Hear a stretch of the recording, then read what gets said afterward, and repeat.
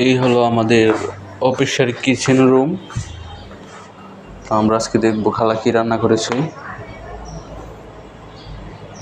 Wow, বিষয়টা কি unique না?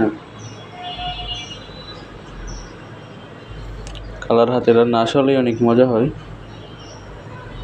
এখানে করেছে মাছের তরকারি আর কি, যেটা বেগুন দিয়ে রান্না করেছে। এর পরবর্তীতে আমরা দেখবো এখানে কি আছে। ওয়াও, দেখতে নুডলসের মতো হলো, সেটা আলু ভাজি। এটা হচ্ছে আজকের খাবার। এই হচ্ছে ভাত। ইয়াহু, ও আবার এখানে কি আছে, এটা আবার ডাল। যদিও এটা উপরে দেখতে পাতলা দেখা যাচ্ছে, ভিতরে অনেকটাই ঘন।